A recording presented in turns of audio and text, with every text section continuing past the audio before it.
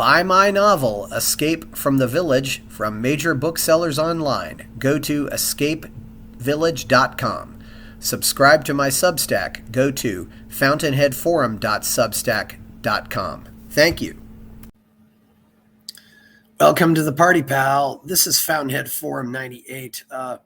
For this particular show, my guest asked that I do not give out his full identity because of his employment situation, so he wishes to remain somewhat anonymous. This was also a very lucky break. One guest told me he had to reschedule, and then suddenly this guest suddenly popped into my email, and then I saw him on Tim Moen, and I said, yes, I should bring this guy on my show to talk about Javier Milei. So I hope you'll enjoy this discussion with Daniel from Toronto. I've got Daniel, who's a mechanical engineer. He lives in Toronto up in Canada. And he's also, but he was born and spent the first 15 years of his life in Argentina. So he speaks Spanish, and we're going to talk about Javier Milei. We may also get to talk a little bit about the politics of Ontario and Canada, but Milei is what we really want to talk about. How are you, Daniel? I'm great. Thank you, Chris, for having me. Yeah. And so how did you become a libertarian? Became a libertarian by complete accident, actually. I remember listening to a podcast from NPR about 2015 about libertarians in the US. I remember they were talking about using gold to buy things and stuff like that. And I remember thinking that it didn't make any sense. I remember thinking it was stupid. I didn't get it at all. And then a couple of years later, I stumbled upon a video on Reddit about Javier Milei. It was a clip, and it was one of those clips I think we've all seen by now, where he's talking about the central bank and how corrupt politicians are. And he was saying things in a way on TV. He was speaking in a way that people don't on TV. It was just instantly, kind of magnetic. I just couldn't stop listening. And the things he was saying make sense. It all made sense, Obviously, the stuff about politicians being corrupt, being from Argentina, I'm like, yes, thank you for being the first person on TV that's talking about this, right? And, 8 years later, I'm just super interested in libertarianism and, watching, trying to learn every day. So that's how it started. So while we've had people who were already libertarians when Milei's political career began, you became a libertarian because of Javier Milei. And that's exactly what we'd like to hear. Hopefully that happens with more people. What do you think he was doing differently? What do you think? What exactly turned you on? Was it just the way he said things, or and it may not be something we can exactly understand if we don't know the language. So that's kind of what I wanted to talk about, is how do we replicate what he did in other countries? Part of his recipe is very hard to replicate, and that is his charisma. I mean, I don't know, Chris, about you listening and, not knowing Spanish, but for me, understanding in Spanish, he's very charismatic, and it makes me want to listen. Yeah. He speaks in a way where you can tell he knows what he's talking about.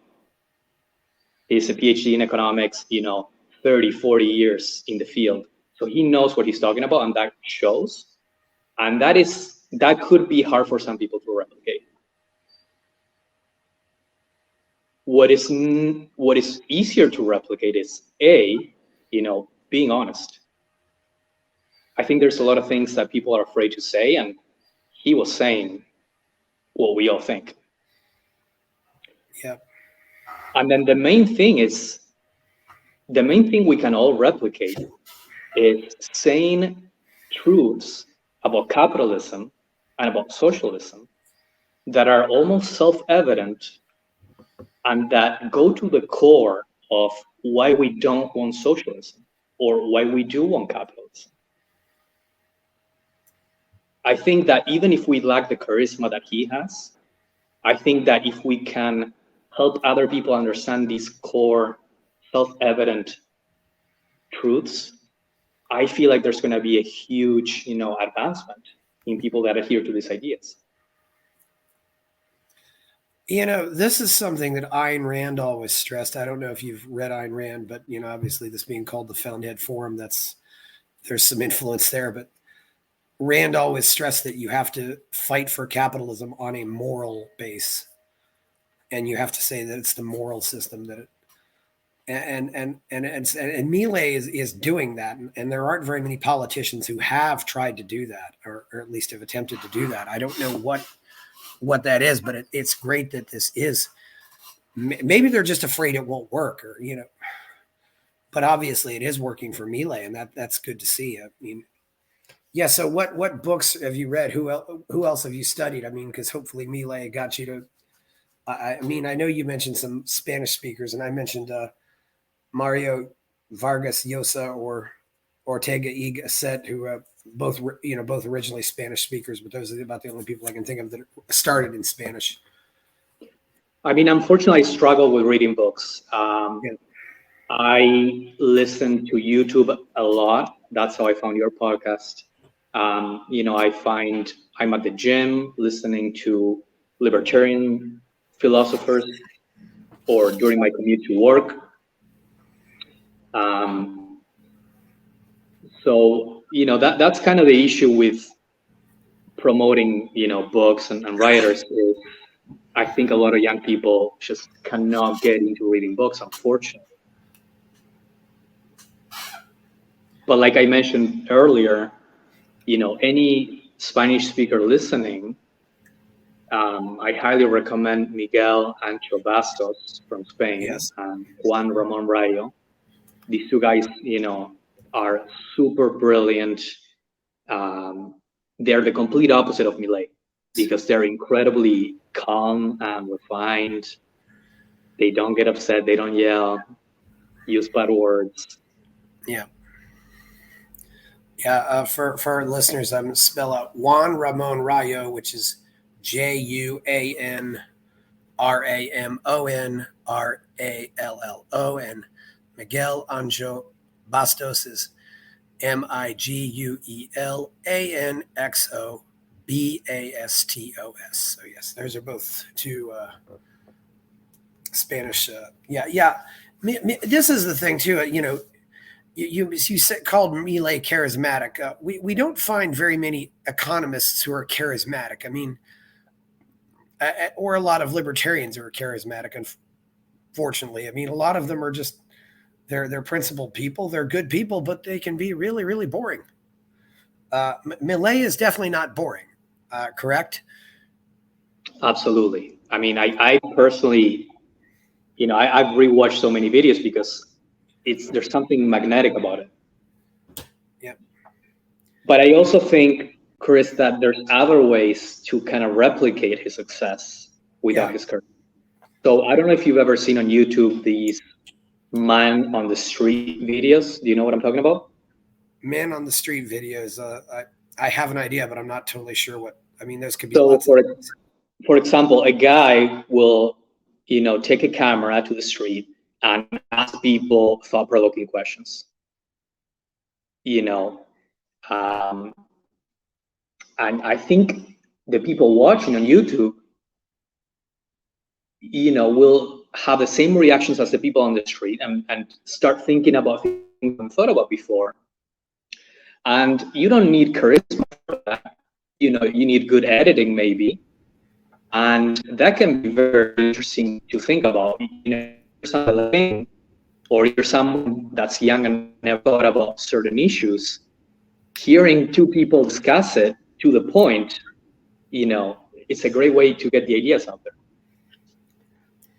Yeah, I think sometimes that's what's great about podcasts and interviews is it can get kind of monotonous if you're listening to one person, but if you have two people going back and forth about something, it's a lot more interesting.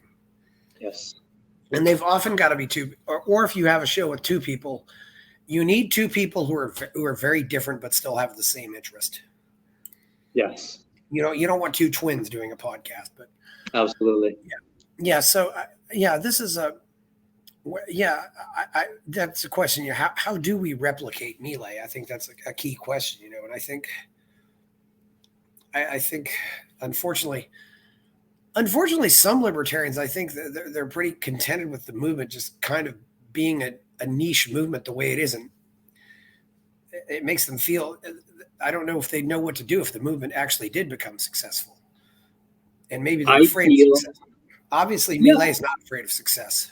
I've been listening, over the last couple of months since he won the primaries. All of a sudden, English speakers started talking about Milei. Before then, I never heard any English speaker talk about Milei. And what I hear is people watching from a distance as a, kind of like, oh, look what's going on over there. Look at this crazy guy over there. As, again, something that's happening on some faraway land. And I think what they're missing is what made him successful. And I believe what made him successful is A, his charisma, and B, the very simple arguments that he has repeated over and over to dismantle this socialist lie that the rich guy is bad and that it's okay to steal from him. That's at the core, to me, of socialism, right? Like we can take social justice. We can take from the rich because he's somehow evil, and we have to give it to the people, and that will make the country better. Yeah, and I think I do think that one of the problems for the promotion of capitalism is that you do have a lot of people who say they're for capitalism, but they're really for corporate welfare. And I think that's really been a black mark for capitalism. It's not the fault of capitalism, but that's unfortunately just the way it's turned out. And you end up with very few true friends of free markets. I mean, yes, or they will believe in capitalism, but they will also believe that there is, I don't know how you say it in English, market faults. Market faults, yeah, like defects with the market, or like sometimes the government has to get involved because the market fails. Yeah. Like externalities and that kind of stuff. And one thing that Milei always says is there's no such thing. The market always works. And this is, again, something that I've learned from Milei. What is capitalism? Like, how is it wrong for two people to exchange goods and services? How can you have a failure there? Well, you often hear the term in America, sometimes they'll say like market forces or the market, like it's some type of abstract entity. And the market is just the sum of every single transaction that occurs. And there are, when you think about it, we engage in dozens of transactions every day. It's, you go buy something, you go buy gas, you go buy a cup of coffee. I mean, that's what the market is. I mean, the market is just everything. The market's not some magical force that exists outside of all of us. The market is something that we all do together. It's, and I like what Ludwig von Mises said. The market is a democracy in which every penny is a vote. And it is true that some have more votes than others, but this is just the outcome of a previous election. I don't know if that's his exact words, but that was what Ludwig von Mises said about that. That's interesting. Yeah. I mean, we should all love the market. The market is this place where I find another person, we exchange something, and we are better off, both of us, afterwards. It's like your car breaks down and you get mad at the mechanic because you have to pay. Yeah. As opposed to saying, oh, it's great that I found a person that could fix my problem. Yeah. Well, yeah, you're just mad maybe because the car broke down. But yeah, I mean, and the market always exists, it exists, when one person decides to specialize in growing lemons and the other person decides to specialize in growing oranges. And then after that decide, okay, we'll try to grow as many as possible. And then we'll trade the lemons for the oranges, so, and then you have a situation where hopefully, they get better at growing lemons and oranges and they both end up being richer. So something this simple, Chris, Yeah. I feel like 90% of people don't understand, including myself. I'm an engineer. I would like to believe I'm a somewhat educated person. I didn't understand this like 5, 6 years ago. Yeah. This idea that we make voluntary choices, we are better off as a result. Therefore, the wealthy person was a person who made a lot of people better off. Yeah. In many cases, you got wealthy because you created something that the public wanted to buy, that a lot of people wanted to buy. And it might be, maybe you do get, make a lot of money, even though you put out crappy music, or you write a crappy novel, but you still got people to give you money for something that they wanted. Those people decided that music was worth their money. Yeah. And you don't know better than they do. I mean, they may make a mistake, but then they will learn from that mistake. And that's the beauty too, that the market sort of corrects itself, unlike government. Although that's some people might debate that, but certainly I think it's faster correction method. I think the market is certainly better at correcting itself. I don't think government ever really corrects itself. Government seems to get more protective when it makes a mistake.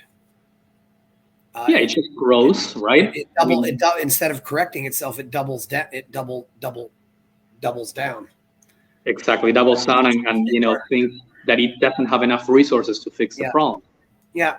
So let's get back more to Milei.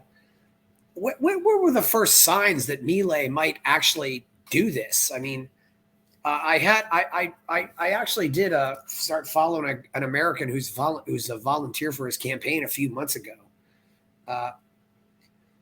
When there was a show with a Latina libertarian who lives in Vermont, who did a show about talking to this guy who works for Milei, and I had him on here. Was it just you saw the Twitter follows? I mean, so no one saw this coming, because to me, everything he says makes complete sense. Yeah. But I have some relatives in Argentina, and I mentioned him a couple of times, and they don't get it. They think he's some crazy guy. They just never got behind him. So that's one point of view. The other point of view I have is Twitter. And every time you do a poll on Twitter of, hey, who should leave the country? Like even going back 2 years ago, a huge majority would say Milei. That's like the first sign. The other sign is the number of people on YouTube cutting TV clips, putting it on YouTube and sharing it, and just getting millions of views. Yeah, and that's something you can objectively count. I wonder if it makes me wonder if they're going to try to play around with those numbers to make people think that these people aren't as popular. But yeah, you're getting all these views, and obviously somebody's paying attention to them. And Milei would go on TV, and the ratings would shoot up like crazy. And the other guys would go on TV, and the ratings would go down. And this was known. Everybody talked about it. And that's true because they have them on almost every day. Obviously, it's in the interest of the TV company to get ratings up, right? So they would call them and not call the other people. Yeah, even though although sometimes, they will sacrifice what seems to be their bottom line to promote their ideologies. At least a lot of media in America will do that, because I'm surprised they still, because or maybe they just are that focused on ratings. But it does kind of amaze me that they haven't tried to bury him. There's both. Yeah. There's certainly both. Like a lot of channels would call him and try to upset him live on TV. They would fail because he's just so smart. He sees them coming. But there's definitely both. Yeah, and as you pointed out, he's a smart guy, but he doesn't. And it sounds like to me he's a smart guy, but he doesn't. He still is able to talk to people in a way that they understand. I mean, he's not using a lot of big words, and he's making it. He could go into a room full of PhDs with economics and talk to them, but he can go out on the street and talk to them. It's which is something a lot of economists are not able to do. Absolutely. Yeah. Yeah. So obviously you're not. Obviously you're younger than a lot of people. If you don't mind me asking, how old are you? I am 36. Okay. You're older. Okay, 36. So yeah. Do you think? You're still in Canada? I assume you have citizenship in both countries. Do you think about going back to Argentina now? I mean, or is this making you want to go back, or you think you'll stay in Canada? So my family was planning on going to visit Argentina next March. Yeah. And a couple of days ago, I saw a video on Twitter of some guy walking into an ice cream parlor. He's like crawling. That guy died because some person stabbed him in the chest to steal his phone. And so I saw that, and I'm like, you know what? I told my family, you know what? It's not the time right now. There was about a week ago, there was a case where an 8-year-old girl also got killed. They tried to take her backpack or something, and she got killed. It is crazy. The crime is insane right now because in Argentina, the criminal is a victim of society. So, they don't send them to jail or anything. So I don't, someday would I want to go back? Maybe it's too far away. I have a wife here in Canada, and I don't think she would want to go. It's not her culture. So I think we have to see how it goes. Yeah, well, yeah. If you're married, possibly have a family, yes, that does make a difference. But that's one reason why I'm much more optimistic about Argentina than I am, say, about America or Canada. Argentina is still a culture where marriage and family are taken seriously, as far as I know. I mean, it's interesting to look at two leading conservative women in Canada. Lauren Southern and Michaela Peterson are both already married and divorced with a baby. And yet they represent conservative women in Canada. Yes, yeah. But yeah, it's obviously, yeah, and you're in Toronto. And there are some, and you think you'll stay in Toronto, or you think you might go to Alberta, or? My parents live in Toronto, and I owe everything to them. I'm not gonna go anywhere. Yeah. I would love to. I mean, I've been to Texas many times. Yeah. My company has a factory there. I've been there, and I love it. I just love the States. There's a lot of places I would like to, I fantasize about moving to that don't have socialized healthcare. So, but again, right now, my family's here, so I have to stay put. Yeah, I've been to Toronto. It's certainly a very interesting place to visit. And Canada still has a whole lot of natural beauty overall. I mean, it's still very, and you just see a lot less trash on the streets. I mean, Canada does have its virtues. I mean, I honestly believe every country has beauty. I really, truly believe that. Now, the problem with Canada is they're taking half my money, and that's not funny. That is completely unacceptable. I don't understand how more people are not upset about this, because most people don't even know they're taxed at 50%. Yeah. Some people rent, for example, and they somehow don't think that property tax applies to them. I mean, their landlord is paying for it. Do they think that cost is not getting back to them somehow? Oh, yeah, that's exactly how it is. Yeah, they I don't know how they don't make the connection. It's one reason why I'm just so amazed to see free markets win, a free market candidate win at the ballot box anywhere. It's just, isn't it funny that getting taxed at 50% is not a human rights violation? Like, to me, it's just so serious. I have to work half my time for someone else. And I don't think it was ever quite this high, even in some of the days of feudalism and stuff like that. I don't think it ever was like that. It was always, yeah, Yeah, definitely not. So, what else? What else do you think? Anything else that you think that Milei is doing really well that other candidates could? I mean, if let's say Tim Moen or Max Bernier in Canada wanted to become, more like Milei, what would they have to do? Or I don't know I if you think to like be super honest. yeah, be They super have to, honest. Okay. they have to be super honest about everything and not give in to political pressure and change their narrative, because then they Yeah. look like fakes like everybody else. So that's one. Yeah. So really stay on principle. And when we say honest, we don't necessarily mean that you talk about everything that happens in your life, because honesty can, be like giving too much information, but staying consistent. It sounds like, staying consistent with principles, being honest in that sense, not saying not saying things to please the public, but saying what you really believe. Exactly.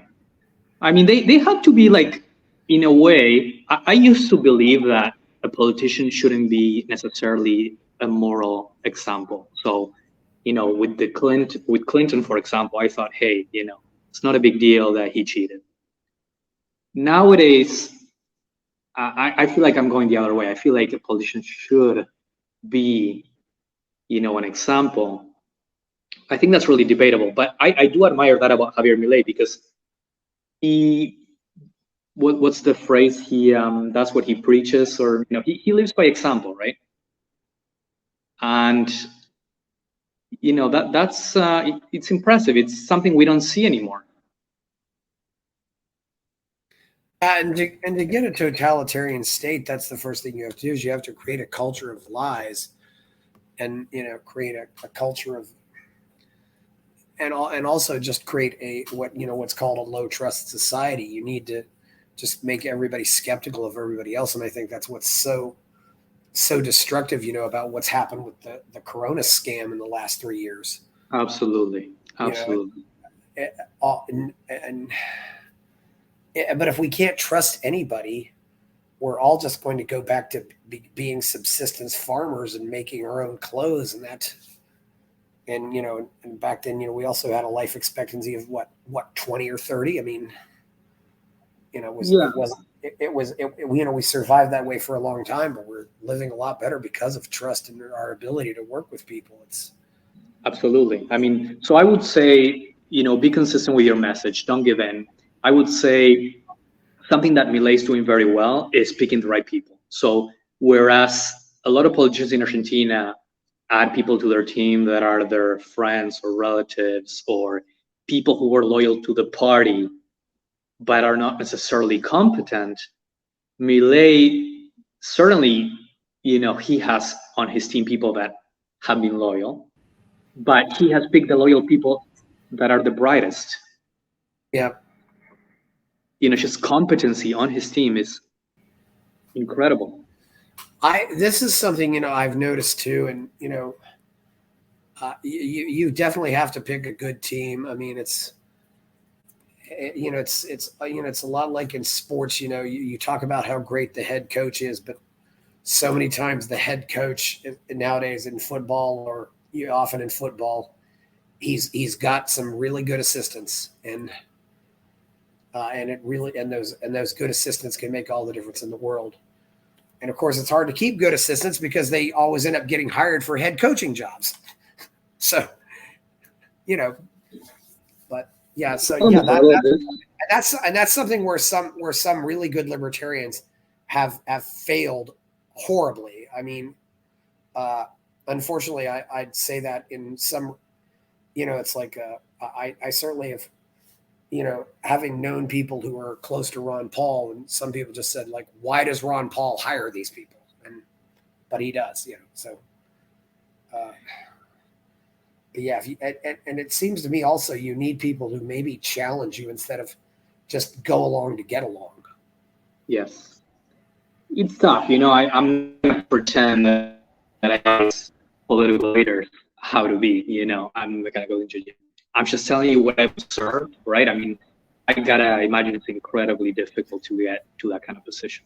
Especially, like, think about you're competing with people who don't care about anything, don't care about doing harm to others, just to get to that position they've dreamed their whole lives. You're competing with those people, the people that will make deals with huge companies to get funding, right? And then do the wrong thing, but hey, at least you get to win. How do you compete against that? Yes. Do you by chance have any idea of who is funding Milei or where he's getting his money? So he's been very smart. He's been taking a minimalist approach where he takes advantage of the natural, the organic interest in him. So he will go to a TV show, that's free. They give him free publicity, kind of like with Trump. I mean, Trump really benefited from this as well, from the free publicity. He also will go to like a shopping mall, or like he will go for a walk and people will start like yelling, oh, here's Javier Milei. They will like swarm and take selfies with him, and that's all free. You know, social networks, podcasts, that's all free. You know, there's rumors that he gets funding from interest groups. That's never been confirmed or anything. I think nobody knows that. But I think in this day and age, it's possible to get recognition and get your ideas out with podcasts, with TV shows. Yeah, that's good. I mean, it's certainly, yeah. And he's using a lot of things out there. And of course, after a while, you can, of course, monetize all that stuff anyway. I mean, I suppose now, you know, he could charge speaking fees, you know, hey, I mean, you know, I said to the organizers of Pork Fest, which is up in the Free State Project, said, hey, you can get Milei at Pork Fest. And, you know, you'd have to pay the speaking fees, and of course you'd have to pay to get him there too. But yeah, so. That would be amazing. Yeah, he does that a lot. But again, Chris, like to your earlier point, or you know what I was saying earlier about how do we replicate his success?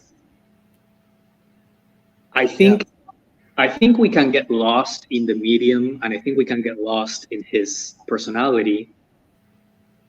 But what we can all replicate is the content, which is someone who's rich, gave something that society wanted, right? Wealth can be created out of thin air. I don't have to, if I'm rich, it doesn't mean I took it from everybody else. I could have created it, you know? Think about like farming, or if I make a great painting and all of a sudden someone wants to pay me $10,000, well, I didn't spend $10,000 to create that painting. So where did that money come from, right? I think there's core ideas of capitalism that in our libertarian circles, we kind of maybe get lost on maybe minutia, or, I feel like we have to get the core points across to other audiences to get more traction. Yeah, and I think one thing is that some libertarians have a tendency to ramble, and that never helps. I mean, if you know, and by ramble, I mean they take 5 minutes to say something that really should take about 30 seconds to say, and they'll repeat the same point over 4 or 5 times in that ramble. It's just, and you don't want to interrupt them, but you just wish that you just get to a point where, okay, you've said it, because sometimes knowing how to make your message short and concise makes it more effective. Public speaking is very hard. Unfortunately, our schools don't teach what most people need.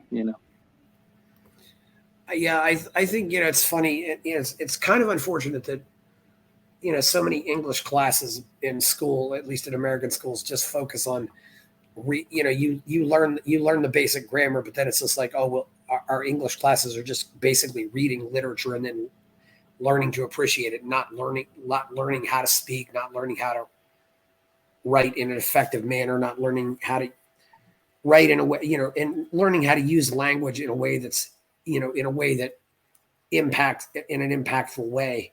For example, if I tell my kid, well, I don't have a kid, but if I told my kid, drive safely versus telling my kid, don't have a wreck.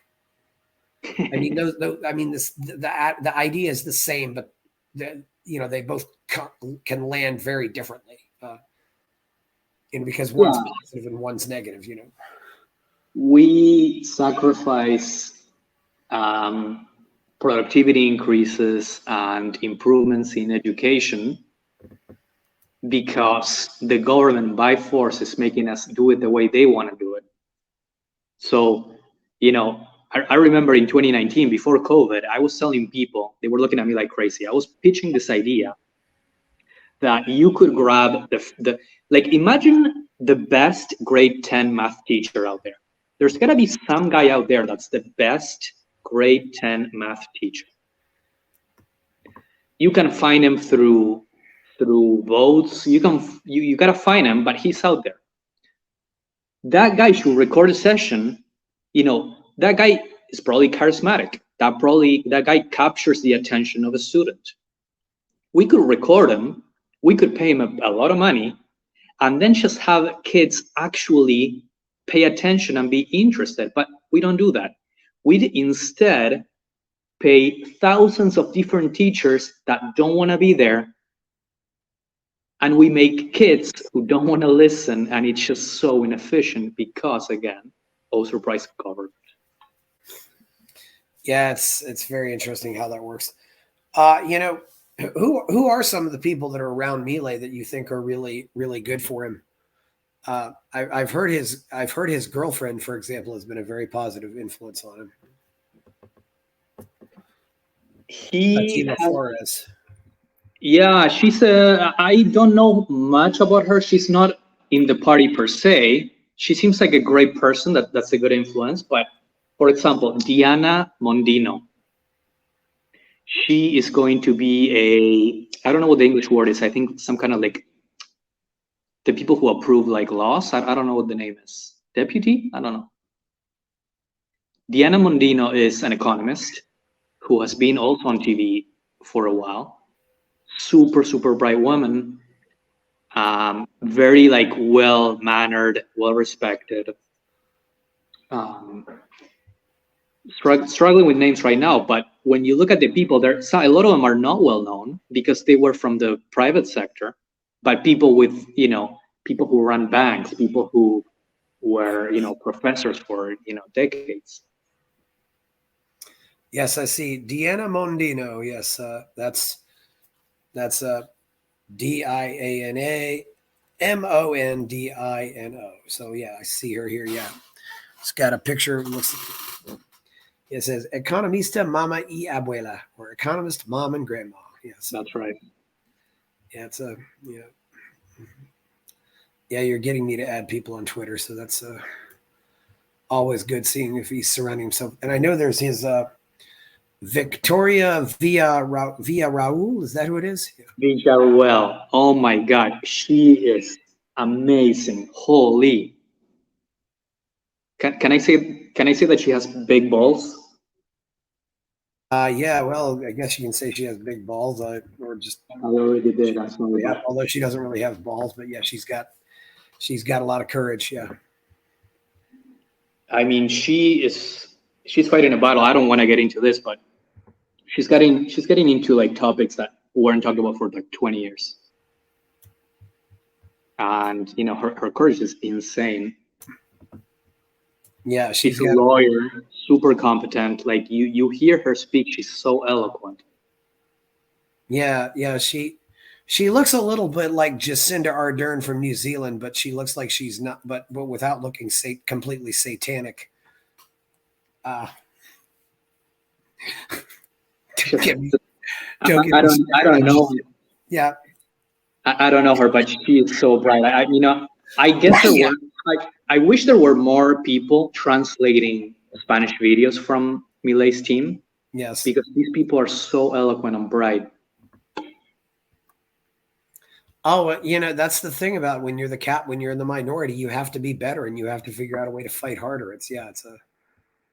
This looks like and you've also said that Milei is very good on more of the social issues too, that he doesn't want the government he wants a free market. He also doesn't want the government, sticking its nose in other people's lives, in other ways.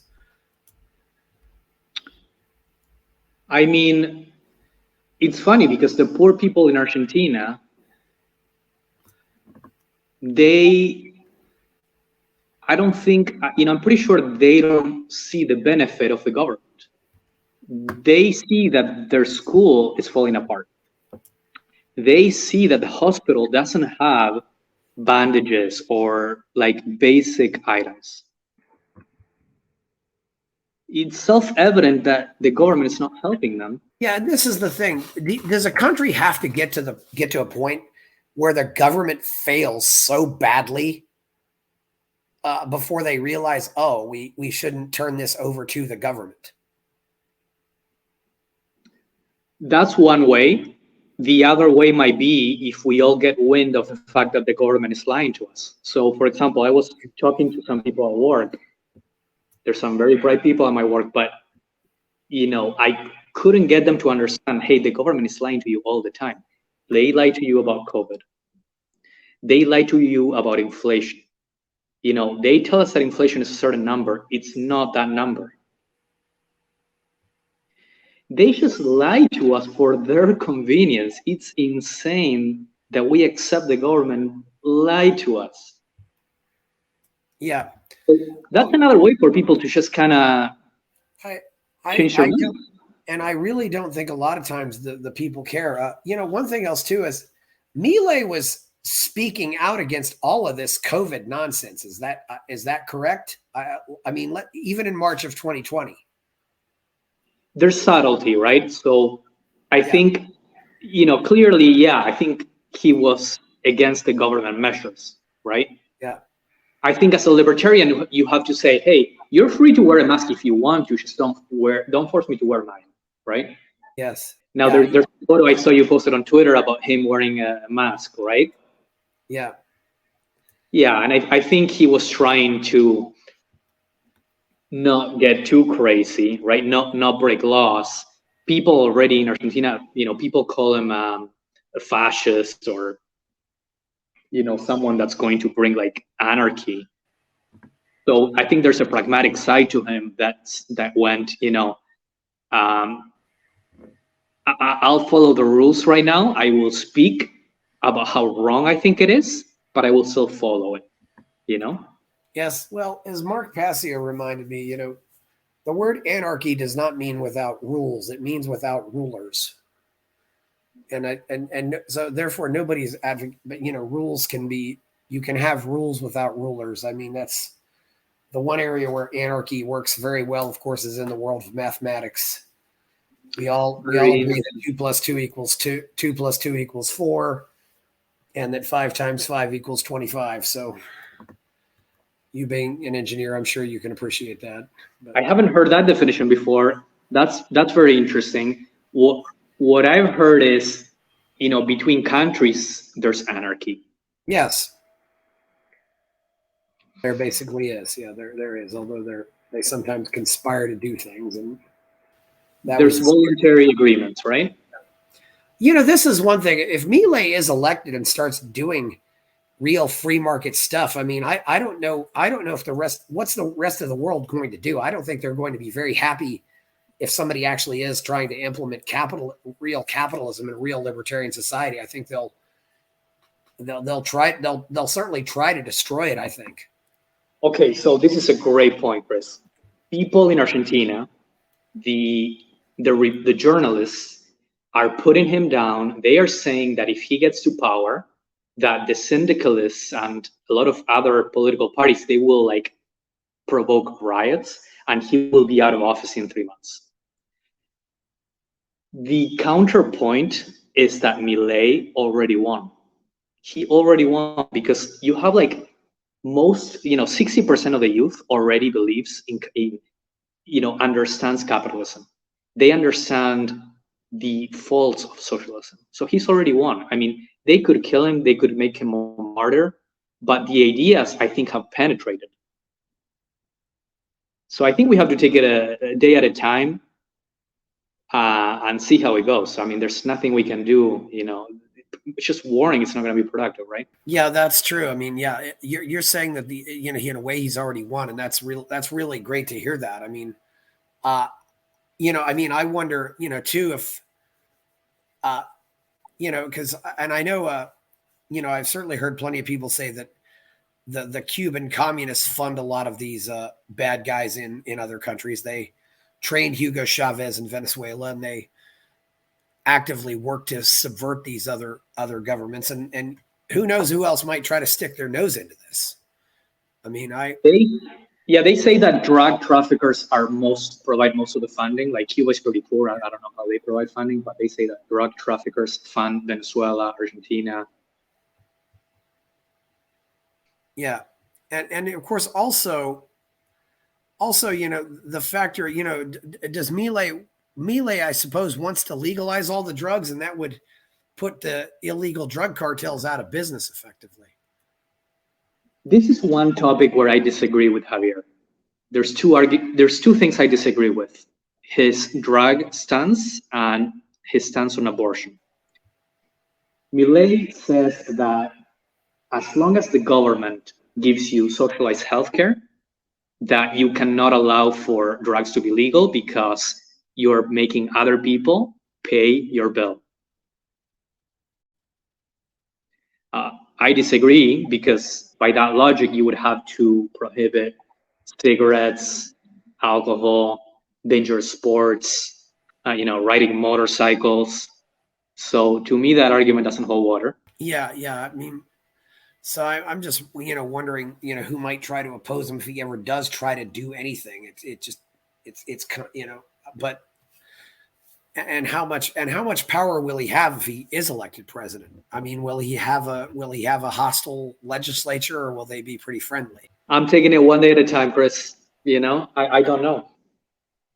We can all speculate, but everybody says that Argentina is a very kind of, I don't know the English word, like presidentialist. Like the president holds a lot of power.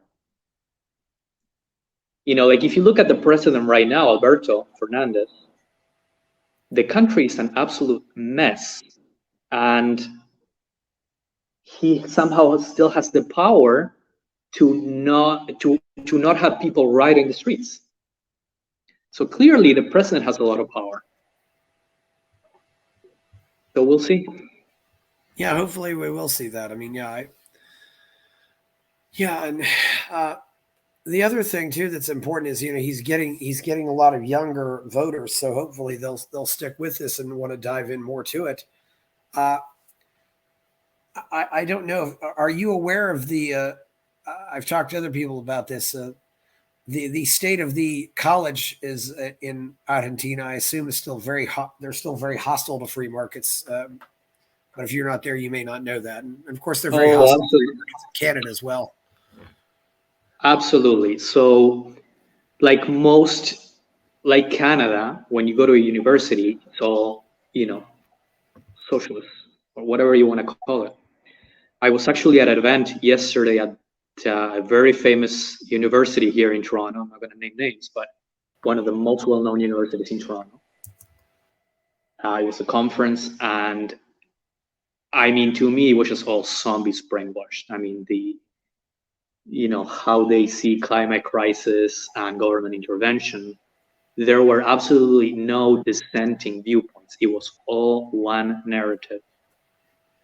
So I think that's pretty universal these days. Yeah, it's definitely universal. So, but there must not be a high percentage of young voters going to college, and maybe that's not so they're not getting infected with all this nonsense, which is a good sign. So, are you seeing other politicians possibly getting inspired by Milei, and maybe in 4 years or 10 years we'll have a dozen Mileis or even 100 Mileis in the legislature?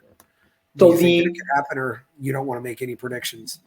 The competing parties are changing their narrative closer to Javier Milei's, but they're chameleons, and when the winds change, they will change their speech, right? I do absolutely believe that he will inspire other people to get involved in politics from a libertarian standpoint. I mean, that was my case. I started getting involved and talking to local people here in Canada. Got in touch with the Ontario Libertarian Party. Anybody from Canada that may not know, Canada has a libertarian party. I didn't know this up until about a year ago. So to me, again, the future is bright because he already won. He won the cultural battle. He made these ideas well known, accessible. There's a ton of people online talking about them. And to me, that's huge. I mean, I see the bright side. I see the positive in all of this. Yeah, there's definitely a bright side to all of this. I mean, what else do you think there is that we should examine about Milei? I mean, that's made him such a successful candidate so far. I mean, first of all, what's the next step? How's the whole process work? Can you tell us a little bit about that? Because it seems like a very unusual process for electing a president. Yeah, it's a new process that some corrupt politician put in place about 20 years ago to get an advantage. This PASO, I guess is what you're referring to. This primary, yes. This open primary, was put in place about 20 years ago by some guy that wanted to get an edge. So it is weird. The next steps is, I believe, in a month there will be the actual elections. I believe he will win without a second stage. I believe he will win first round. But again, Chris, to me, the important thing is we have truth on our side. The freer a country is, the more prosperous it is. The less free it is, the worse people are. People flee from, they flee to free countries, not the other way around. So truth is on our side. Capitalism is a good thing. It allows us to exchange things that we have and don't want for things that we don't have and want. I think we just have to keep repeating the basics, help people understand it. It's not that complicated. It's not rocket science. We just have to persevere and keep repeating these truths. Yeah, that's exactly what we want to do. I mean, so that's that. Yeah. So, and also, you can vote at the age of 16. And this was apparently something the socialists did because they thought, oh, the kids will all vote for socialists. And that's now backfired, which I think is absolutely hilarious. Absolutely hilarious. Follow the rest of South America much? How do you think this might impact the rest of South America? I can only see it as having a good influence. I saw a Twitter post today that a guy in Mexico signed up to run on the presidential election. He's a libertarian. It's going to influence people for sure. I mean, on the one hand, Milei's influence is undeniable. On the other hand, socialist policies, the poverty that they bring is also now undeniable. And South America is not doing great. So, again, I'm positive, I'm optimistic that things will change. Well, that's certainly great to hear. Since you're in Toronto, what do you think about the prospects for Canada, and where do you think Canada is going to go from here? Well, it's really hard to know how it's going to go when politicians tell you that they're going to do one thing and then nothing happens when they don't do it.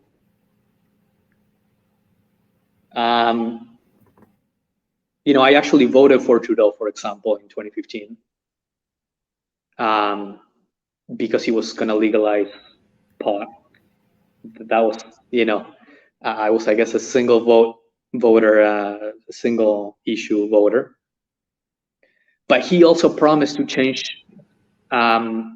He ran on election reform as well, and he didn't do any of the things he said he was going to do. Now, I don't know why he didn't do it. To be honest, again, I'm a mechanical engineer. I'm not into political science. I'm not very knowledgeable on this. Hopefully, someone in the comments can maybe explain the actual reasons why he couldn't do election reform. But the bottom line is he didn't do it, and there's no consequences for a politician that promises you something and that doesn't do it. So,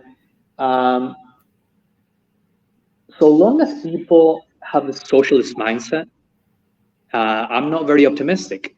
I'm not optimistic that my tax rate is going to go down anytime soon. Actually, the mayor of Toronto just recently increased sales tax by 1 point. So the socialized healthcare here is, in my opinion, not good. It's subpar for what we pay. The taxes are crazy high. And until we win the cultural battle, I have no hope for politicians by their own volition somehow change the things for the better. Yeah, and that's what some people pointed out. It seems like Milei is actually doing a cultural battle here, which hopefully works out well for Argentina and maybe for the rest of South America. I got it. During all the COVID nonsense, was Doug Ford worse than Justin Trudeau, or? I don't know, Chris. I don't know how much power he had. I don't know. It was all bad. I mean, it was all bad. I was double vaccinated, which I now really regret. Yeah. One way or another, they got me. Yes. Doug Ford, of course, being Trudeau is the Prime Minister of Canada. Doug Ford was the Premier of Ontario.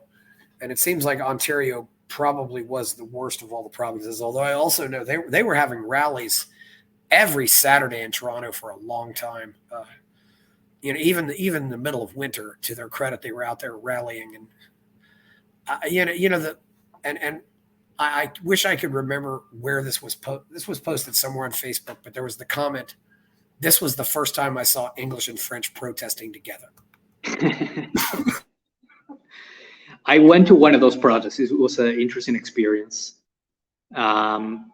But again, it was so ridiculous. You would go to Walmart and parts were blocked off and other parts were not blocked off. And it's like, well, I'm already here. Why can't I buy something that I need? Yeah. Why are some stores shut down, like small mom and pop stores shut down, but other ones are not? It's like, it was so insane to me. But to me, the problem is, to a lot of people, it was not crazy. To a lot of people, hey, the government told you something. Why are you second guessing them? And it's like, again, goes to this cultural battle, like this belief system that they have. And until we change their belief system, until we change their framework, their mental, how they think about government, everything else we say is like talking to a wall. How has legal weed worked out for you guys? It seems like that's been, it's completely and totally legal now. Marijuana, anybody can buy it for any reason. Is that, except for kids, I guess. Yeah, it's very similar to alcohol. So alcohol is very regulated here. So to buy alcohol, you have to go to a government store. Okay. Called LCBO. There are some supermarkets that sell beer and wine, but it's very, very regulated. It's not like you can go to a convenience store like in the States. With weed, it's similar. You have to have a license in your store to sell it. You have to obviously be of age. The taxes on pot are pretty high, but I think it's still accessible for most people. So it's a step in the right direction. Obviously, I could criticize. They have insane rules on the packaging. The packaging on pot is so overkill. But I don't expect perfection from the government. So, I think it's a step in the right direction.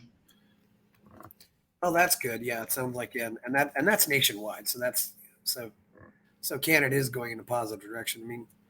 Are there any other positive trends in Canada happening, or do you think that's just about it? Well, if we're talking about drugs, there's places that sell mushrooms now, which that's new. Oh, mushrooms. Yeah, that's very interesting. Yeah.